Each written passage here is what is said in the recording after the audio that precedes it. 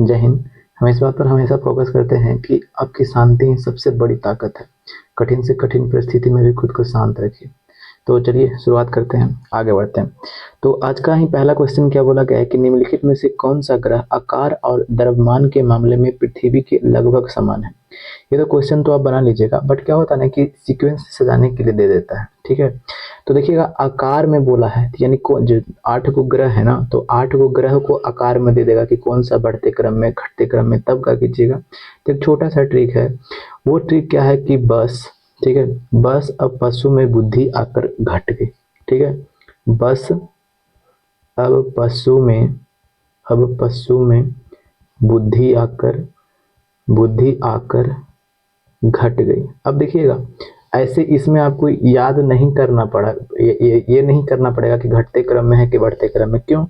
क्योंकि इसमें ही बोल दिया गया है कि आकार में, यहाँ पे दिखा रहा है ना, आकार मतलब आकार में। ठीक है, अब देखिएगा, हम बात है जो अब हम सब सीक्वेंस से लिखते हैं कि कौन कौन सा ग्रह है। जो बस से आपका क्या हो जाएगा, तो कहे कि बृहस्पति हो जाएगा। ठीक है, यानी सबसे बड़ा ये ग्रह है, आकर घट गई, यानी आकर घट गई, यानी सबसे बड़ा कौन है, बृहस्पति है। फिर उसके बाद फिर कौन आ जाएगा है, फिर उसके बाद शनि है, फिर उसके बाद में अरुण है, फिर वरुण है, अरुण वरुण, यहाँ पशु है, ध्यान दीजिएगा ये पशु है। अभी पश से आपका पृथ्वी हो जाएगा। ठीक है, अब ये क्या हो जाएगा, तो शुक्र हो जाएगा, और फिर उसके बाद में क्या हो जाएगा, तो मंगल हो जाएगा। ठीक है, और फिर बुद्धि से आपका बुध हो जाएगा। ठीक है, ये तो हो गया आकार के अनुसार घटते क्रम में। ठीक है, ये यानी सबसे बड़ा ये वाला है, सबसे बड़ा आपका बृहस्पति है, और सबसे छोटा आपका बुध ग्रह है। ठीक है, अब जानते हैं, कभी कभी का नहीं कि अब एक होता है क्या, द्रव्यमान के अनुसार में। ठीक है, तो द्रव्यमान के अनुसार में अगर देगा तो कुछ नहीं करना है, कुछ नहीं करना है। अब लिख देते हैं द्रव्यमान के अनुसार, यही वाला आपको यूज करना है, द्रव्यमान के अनुसार। तो द्रव्यमान के अनुसार क्या होता है, ये घटते क्रम में है ना, तो उसको पलटिएगा तो बढ़ते क्रम में हो जाएगा। तो बढ़ते क्रम में यानी सबसे छोटा कौन हो जाएगा, तो लिख देते हैं यहाँ पे, नीचे पे लिख देते हैं। देखिएगा, सबसे छोटा आपका क्या हो जाएगा, तो कहे कि बुध हो जाएगा। फिर बुध से फिर बड़ा कौन हो जाएगा, तो बुध से फिर बड़ा आपका हो जाएगा मंगल हो जाएगा। ठीक है, बुध से फिर बड़ा आपका क्या हो जाएगा, तो कहे कि मंगल। मंगल के बाद फिर कौन हो जाएगा, तो कहे कि शुक्र हो जाएगा। फिर शुक्र के बाद आपका क्या हो जाएगा, तो कहे कि ये पृथ्वी हो जाएगा। ठीक है, और पृथ्वी के बाद इसको पलट दीजिएगा, अल्टरनेट कर दीजिएगा, वरुण जहाँ पे अरुण था ना, अब वरुण कर दीजिएगा। तो यहाँ पे नीचे से हम जा रहे हैं, तब वरुण की जगह अब क्या आ जाएगा, अब अरुण आ जाएगा। ठीक है, अब क्या आ जाएगा, फिर ये अरुण, बस इस खाली इसी को अल्टरनेट करना है। फिर उसके बाद में क्या आ जाएगा, तो कहे कि ये वरुण आ जाएगा, और फिर उसके बाद में सब वही लिख दीजिएगा। फिर शनि हो जाएगा, और फिर उसके बाद में कौन सा हो जाएगा, फिर ये बृहस्पति हो जाएगा, बृहस्पति हो जाएगा। यानी देखिएगा, यानी ग्रह जो है द्रव्यमान के अनुसार, ये सबसे छोटा कौन है, यानी सबसे छोटा यानी सबसे कम द्रव्यमान किसका है, तो सबसे कम द्रव्यमान बुध का है। और सबसे अधिक द्रव्यमान की बात कर रहे हैं, तो सबसे अधिक द्रव्यमान किसका है, तो ये बृहस्पति का है। समझ गए, कोई दिक्कत? आकार में भी सबसे बड़ा कौन सा हो जाएगा, तो सबसे बड़ा बृहस्पति, और सबसे छोटा बुध है। ठीक है, द्रव्यमान में भी सबसे छोटा बुध, और आकार में भी सबसे छोटा बुध। ठीक है, अब पूछा गया है, तो देखिएगा के में क्रम पर आ रहा है। जो अब हमें पूछा क्या कि कौन सा ग्रह है जो द्रव्यमान के मामले में पृथ्वी के लगभग समान है, तो पृथ्वी के लगभग समान है वो तो कौन है, शुक्र है।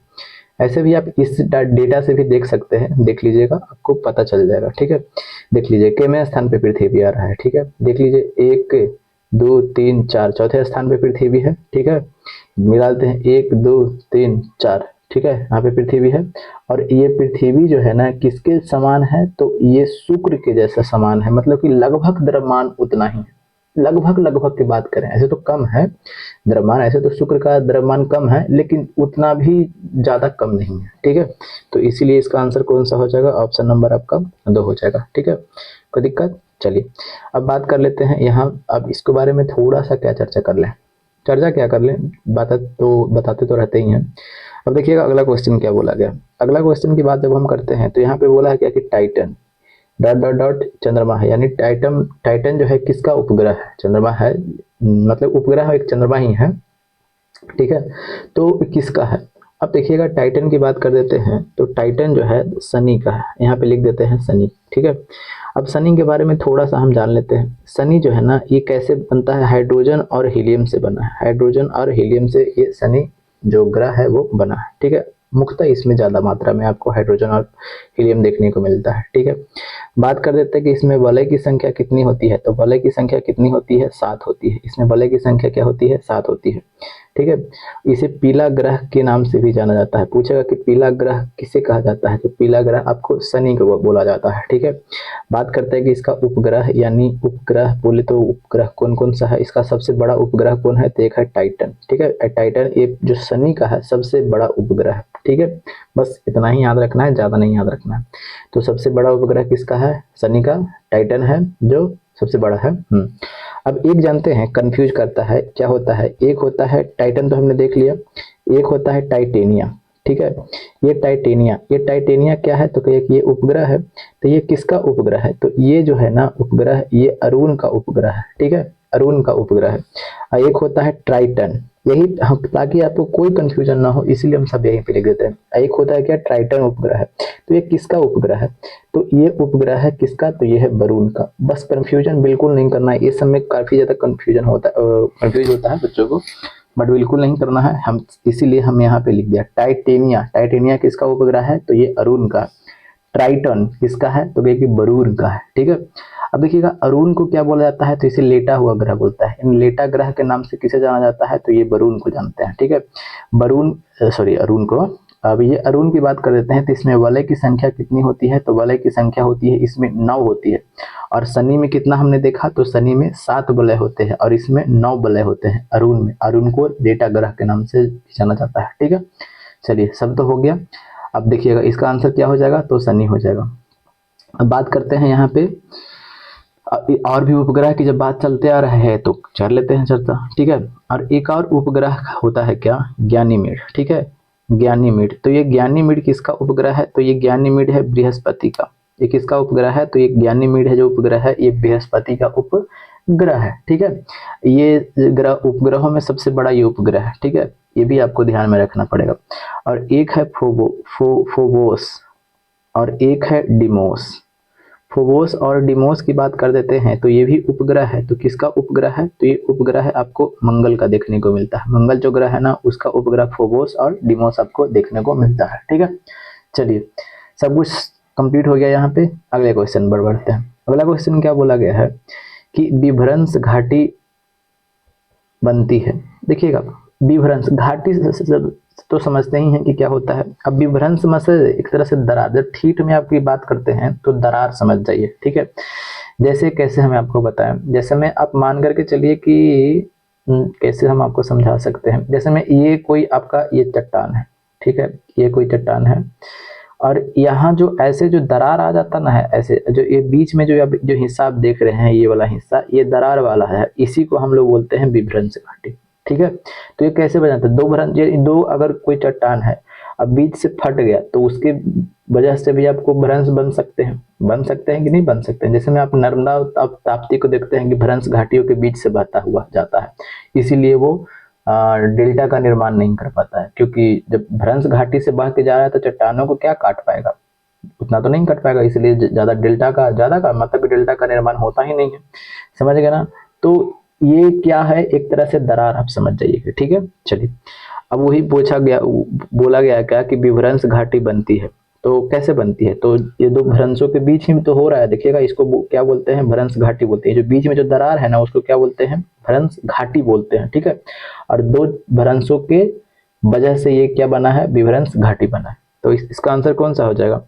दो भ्रंशों के बीच। ऑप्शन नंबर क्या हो जाएगा? तो 2 हो जाएगा। ठीक है, चलिए अगला क्वेश्चन क्या बोला गया है कि निम्नलिखित में से निम्नलिखित नहीं, किसी नदी घाटी के चौड़ा होने का कारण क्या है? समझिएगा बढ़िया से। देखिएगा ये सब क्वेश्चन थोड़ा रटने वाला नहीं है। देखिएगा जैसे मैं मान करके चलिए कि ये पहाड़ है। ठीक है, अब यहाँ पे कोई ग्लेशियर है। अब यहाँ से ये क्या हो रहा है? यहाँ से ये नदियां बह करके आ रही है। अब बहते बहते इधर आ रही है। ठीक है, अब ये चौड़ा कब हो सकती है? ये नदी, कोई भी नदी जो होती है ना, कोई भी नदी, ये अपने साथ ना बहुत सारे मलबा लेकर के आती है। यानी मिट्टी का अपरदन होता है, और मिट्टी का अपरदन होगा तब तो अपरदन मतलब मिट्टी का क्षय समझ जाइए। ठीक है, मिट्टी का क्षय चट्टानों को काटते हुए, जो पहाड़ों पर्वतों ये सब से होकर के आती है, वो सभी से होते हुए मिट्टी को साथ में कंकड़ पत्थर सब कुछ लेकर के आते रहती है। ठीक है, अब जब आते रहती है दोस्त, ठीक है, तो जब मिट्टी का अपरदन होगा तो मिट्टी क्या हो जाएगी, नीचे जैसे में पहाड़ी एरिया से नीचे समतल मैदान में उतरेगा। जैसे में अब ये समतल मैदान है, ये समतल मैदान है, ठीक है, जब समतल मैदान में उतरेगा तो ये जगह गाद जब जमा हो जाएगा तो क्या उतना ये गाद को टेल पाएगा? आप खुद बताइएगा। जैसे में अब बीच नदी में बड़ा सा आप क्या रख दीजिए, पहाड़ रख दीजिए या पत्थर रख दीजिए बहुत बड़ा सा, तो क्या वो पत्थर को टेल पाएगा? तो नहीं टेल पाएगा। या ऐसा भी तो हो सकता है कि जो नदी का पानी है वो अपना रास्ता ऐसे चेंज कर ले, इधर से सीवर बहने लगे, इधर से भी बहने लगे। तो जैसे ही रास्ता चेंज किया तो देख रहे हैं कि नदी की जो चौड़ाई क्या हो रही है, बढ़ते चली जा रही है। तो किसके वजह से ऐसा हो रहा है? यानी जो अपरदन हो रहा है, मिट्टी के जो अपरदन हो रहा है उसके वजह से नदी का चौड़ाई क्या हो रहा है, आपको बढ़ते हुए देखने को मिल रहा है। समझ गए कि नहीं? चलिए, तो बस बन गया। किस नदी घाटी की किस नदी घाटी के किसी नदी घाटी के चौड़ा होने का कारण, तो क्या है कारण? तो पार्श्विक अपरदन। इसमें क्या हो जाएगा? पार्श्विक अपरदन। इसका आंसर क्या हो जाएगा? ठीक है, 2 हो जाएगा। आगे देखते हैं। आगे क्या बोला गया है कि कंचनजंगा राष्ट्रीय पार्क स्थित है। अब देखिएगा, कंचनजंगा बोला गया है, तो कंचनजंगा जो है ना, कंचनजंगा जो राष्ट्रीय पार्क है, नेशनल पार्क है, ये कहाँ में आपको देखने को मिलता है? तो कंचनजंगा जो आपको देखने को मिलता है ये होगा सिक्किम में। कहाँ में भैया? तो ये आपको सिक्किम में देखने को मिलता है। ठीक है, ये सिक्किम में देखने को मिलता है। अब लेकिन बात कर देते हैं उत्तर प्रदेश में। तो उत्तर प्रदेश में मात्र एक नेशनल पार्क है। कितना नेशनल पार्क है? एक नेशनल पार्क है। उस नेशनल पार्क का नाम क्या है? तो दुधवा नेशनल पार्क। तो पूछता है कि दुधवा नेशनल पार्क किस राज्य में है? तो आपको ये उत्तर प्रदेश में देखने को मिलता है। पश्चिम बंगाल की जब हम बात कर देते हैं तो पश्चिम बंगाल में कौन कौन सा नेशनल पार्क है उसके बारे में थोड़ा चर्चा कर लेते हैं। देखिएगा, पश्चिम बंगाल में बात कर देते हैं तो बुक्सा नेशनल पार्क, ठीक है, बुक्सा नेशनल पार्क आपको देखने को मिलता है। ठीक है, फिर उसके बाद में Sundarban national park, Sundarban national park आपको देखने को मिलता है। ये कहाँ? तो ये आपको पश्चिम बंगाल में। नोएरा नेशनल पार्क, नोएरा, ठीक है, नोएरा नेशनल पार्क, ये आपको कहाँ देखने को मिलता है? तो ये आपको पश्चिम बंगाल में देखने को मिलता है। समझ गए? ठीक है, और की बात कर लेते हैं तो जालदापाड़ा एक है, जालदापाड़ा, जालदापाड़ा नेशनल पार्क आपको कहाँ देखने को मिलता है? तो जालदापाड़ा नेशनल पार्क आपको पश्चिम बंगाल में देखने को मिलता है। ठीक है, समझ में आ रहा? चलिए, बात कर देते हैं अभी जम्मू कश्मीर में। तो जम्मू कश्मीर में कौन कौन सा नेशनल पार्क आपको देखने को मिलता है? तो सबसे इंपॉर्टेंट है Salim Ali national park, Salim Ali national park. Salim Ali national park आपको कहाँ देखने को मिलता है? तो ये आपको जम्मू कश्मीर में। एक और है तो Kishtwar national park, Kishtwara national park आपको कहाँ देखने को मिलता है? तो ये आपको जम्मू कश्मीर में देखने को मिलता है। ठीक है, और फिर उसके बाद में एक ठो और क्या है, ध्यान में नहीं आ रहा है। सलीम अली हो गया, किश्तवाड़ हो गया, अगर दाची-गाम कर लीजिए, दाची-गाम। ठीक है, दाची-गाम नेशनल पार्क की बात कर देते हैं तो ये आपको कहाँ देखने को मिलता है? तो ये आपको जम्मू कश्मीर में देखने को मिलता है। ठीक है, चलिए आगे बढ़ते हैं। इसका आंसर तो क्या हो जाएगा? तो सिक्किम हो जाएगा। आगे क्या बोला गया है कि किसी मरु क्षेत्र में मृदा अपरदन को रोका जा सकता है। यानी किसी मरु क्षेत्र में मृदा अपरदन को कैसे रोक सकते हैं? यानी मृदा का कटाव ज़्यादा हो रहा है, ठीक है, पानियों से, नदी से, किसी भी तरीके से तो ज़्यादा हो रहा है, तो उसको कैसे रोकिएगा? ठीक है, तो उसको रोकने का सबसे अच्छा उपाय क्या है? वृक्षारोपण कर दीजिए। वृक्षारोपण होगा तो जो पेड़ का जो जड़ होगा ना, वो मिट्टी को कस करके पकड़ लेगा। ठीक है, अब कस करके पकड़ लेगा तो वो मिट्टियों को आगे नहीं बढ़ने देगा। जो अपरदन हो रहा है, कटाव हो रहा है, वो रोक देगा। ठीक है, नदियों के द्वारा भी कटाव काफी ज्यादा होता है, को देखने को मिलता है। ठीक है, तो इसका कौन सा आंसर हो जाएगा? पेड़ लगाकर ऑप्शन नंबर 3 हो जाएगा। ठीक है, चलिए, कौन सी वृक्ष जाति पर्णपाती वनस्पति से संबंधित नहीं है? नहीं है, ध्यान दीजिएगा, नहीं है। पर्णपाती समझते हैं, पर्णपाती वन किसे बोलते हैं? वैसा वन जो साल में एक बार अपना पत्ता गिराती है। तो जैसे में हम लोग के एरिया में देखते हैं तो अधिकांशतः वन वैसा है जो साल में एक बार अपना पत्ता गिरा देती है। ठीक है, साल भर में एक बार पत्ता जो गिराती है, उस प्रकार के वन को हम लोग क्या बोलते हैं? पर्णपाती वन बोलते हैं। तो पर्णपाती वन में कौन कौन से आ जाते हैं? तो देखिएगा, पर्णपाती वन की अगर हम बात कर देते हैं, पर्णपाती वन, तो पर्णपाती वन कौन कौन से आ जाएंगे? अभी ध्यान में देखिएगा, अभी सब चीज को रटना नहीं है, कुछ चीज आपको रियल जिंदगी में भी देख करके आपको यूज करना पड़ेगा। या जानते ही हैं, हर चीज को रट, किताब के सहारे कितना रट सकते हैं। देखिएगा आप बात कर देते हैं तो क्या हो जाएगा, जैसे में आप साल साल का वृक्ष देखे हैं, सागौन का वृक्ष भी देखे होंगे, ध्यान में आपको होगा, देखिएगा। फिर उसके बाद में किसकी बात कर देते हैं, आपको पीपल भी बोल सकते हैं, ठीक है। फिर उसके बाद में आप इसको शीशम भी बोल सकते हैं, शीशम। फिर उसके बाद में आम बोल सकते हैं। यानी जितना भी जो आप आंखों से देख रहे हैं हम लोग के एरिया में, उस सभी की तरह अधिकांश, सभी नहीं लेकिन अधिकांशता वो सब क्या है, पर्णपाती वन है। आम, फिर उसके बाद में नीम, ठीक है। फिर उसके बाद में सहतूत, सहतूत। और नीचे जब एरिया में जाइएगा तो आपको ये चंदन का भी पेड़ देखने को मिलता है, ठीक है। तो ये सभी जो आपको देखने को मिल रहा है, ये सभी के सभी आपको पर्णपाती वन है। और भी होते हैं, ऐसा नहीं कि सिर्फ इतना ही होता है, ठीक है। लेकिन देवदार का पेड़ जो है ना, ये देवदार का पेड़, ये देवदार का पेड़ ये आपको ऊंचाई पर देखने को मिलता है और ठंडे इलाकों में देखने को मिलता है। तो कल भी एक चीज हमने बताया था कि एक फर का पेड़ जो है, ये फर जो है, फर वनस्पति, ये भी आपको ऊंचाई पर देखने को मिलता है। तो देवदार का पेड़ आपको हिमालय एरिया में आपको ज्यादा देखने को मिलेगा, उत्तराखंड वगैरह में आपको देखने को मिलेगा, जम्मू कश्मीर में आपको देखने को मिलेगा, ठीक है। समझ गए कि ये ऊंचाई पर और ठंडी इलाका में आपको देखने को मिलता है। तो इसीलिए ये पर्णपाती वन नहीं है देवदार, और नहीं ही पूछा गया है, ठीक है। चलिए आगे क्या बोला गया है कि प्रचुर मात्रा में भूमिगत जल वाली और जल का खुला प्रवाह होने वाली चट्टानें कहलाती है। जैसे में देखिएगा, क्वेश्चन को समझना है पहले ध्यान से।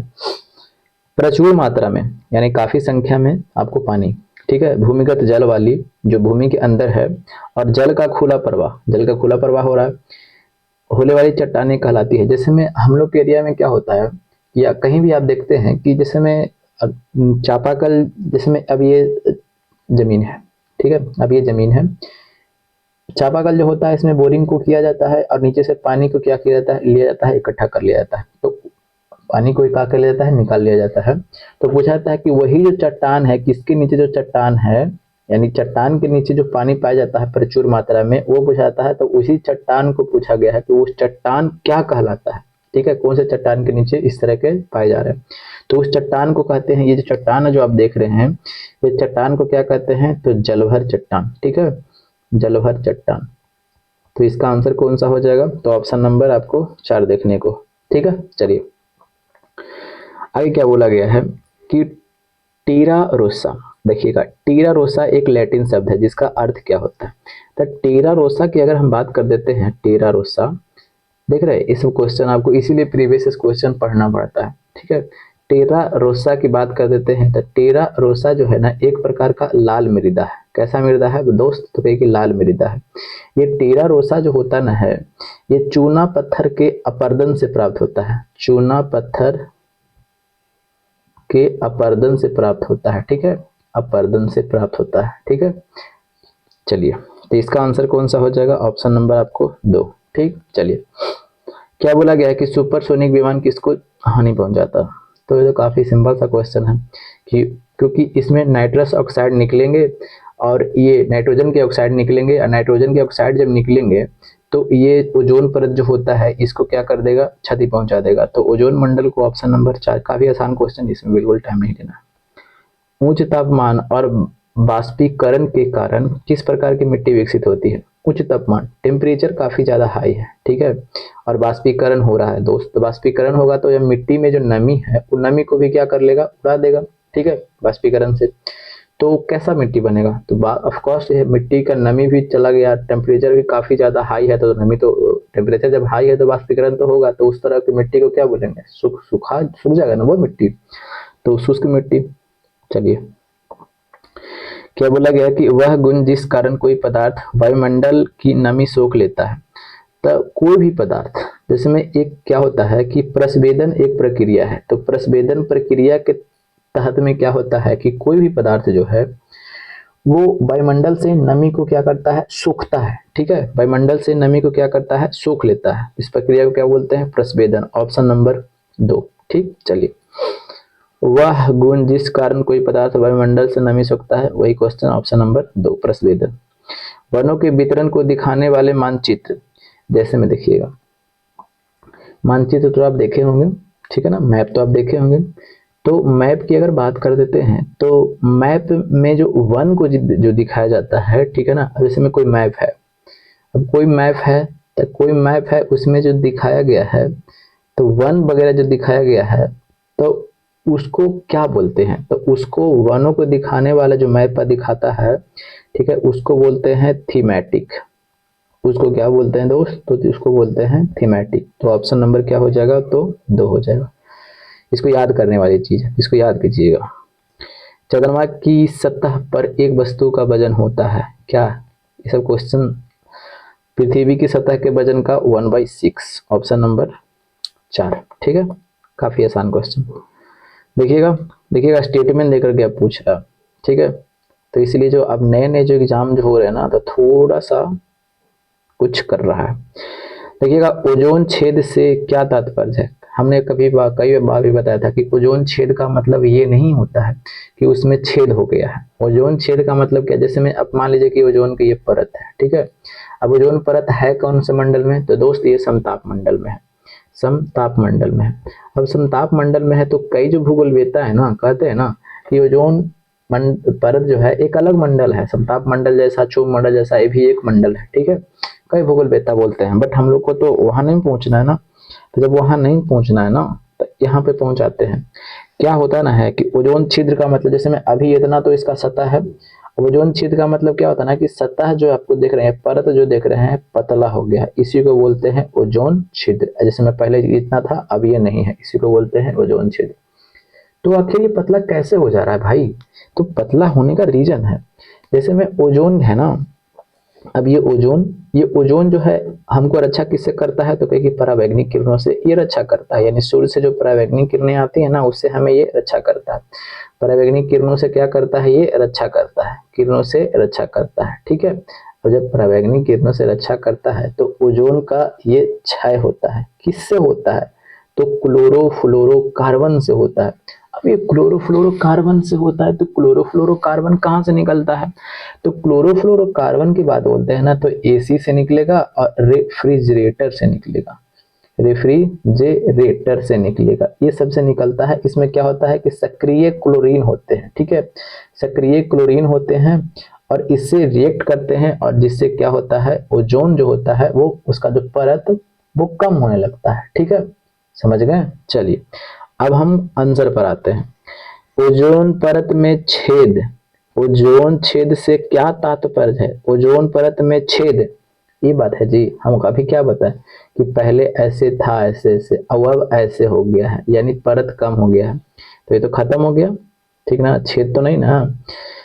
क्षोभ मंडल में ओजोन परत का कम होना, हम बता रहे हैं कि ओजोन परत समताप मंडल में होता है, यहाँ बोला क्षोभ मंडल की बात बोल रहा है, तो सबसे पहले लपेटिए इसको। समताप मंडल में ओजोन परत की मोटाई कम होना, बिल्कुल। लेकिन अगले क्वेश्चन पर भी हम पहले देख रहे हैं, क्षोभ मंडल, जैसे क्षोभ मंडल देखें लपेट दीजिए। ऑप्शन नंबर क्या हो जाएगा? तो 3 हो जाएगा। ठीक, चलिए।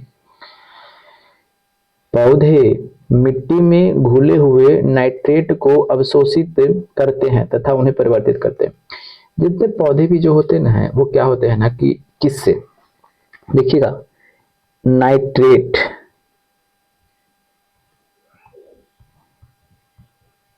नाइट्राइट, फिर अमोनिया और अमोनियम, ये सभी जो किससे प्राप्त करते हैं? तो ये सभी प्राप्त करते हैं किससे? तो ये सभी प्राप्त करते हैं मिट्टी से प्राप्त करते हैं। ठीक है, और मिट्टी से प्राप्त करते हैं, और जब मिट्टी से प्राप्त करते हैं और इसको प्राप्त करने के बाद इसको किस में बदला जाता है? तो ये प्रोटीन में बदलने के लिए सहयोगी होता है। ठीक है, ये सभी किससे प्राप्त किया जाता है? नाइट्रेट, नाइट्राइट, अमोनिया, अमोनियम, ये सब मिट्टी से प्राप्त हो जाता है, लेकिन फिर इसके सहारे फिर इसको किस में बदला जाता है? तो प्रोटीन में बदला जाता है। ठीक है, तो यही पूछा गया है कि पौधे मिट्टी में घुले हुए नाइट्रेट को अवशोषित करते हैं तथा उन्हें परिवर्तित कर देते हैं, तो किस में परिवर्तित कर देते हैं? तो प्रोटीन में। ठीक है, चलिए आगे क्या बोला गया कि गर्म रेगिस्तानों में तथा उनके चारों ओर पवन धूल से बनने वाली मृदा को क्या कहते हैं?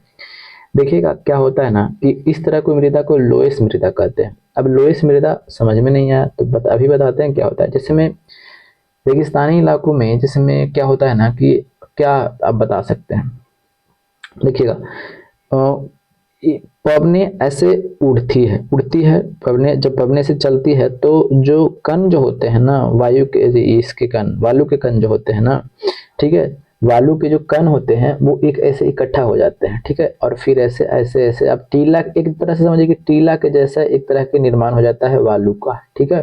तो उसी को हम लोग बोलते हैं क्या, लोएस मृदा। एक ये उपजाऊ मृदा भी होता है, ऐसा नहीं है कि उपजाऊ मृदा नहीं होता, ये क्या होता है, उपजाऊ मृदा होता है।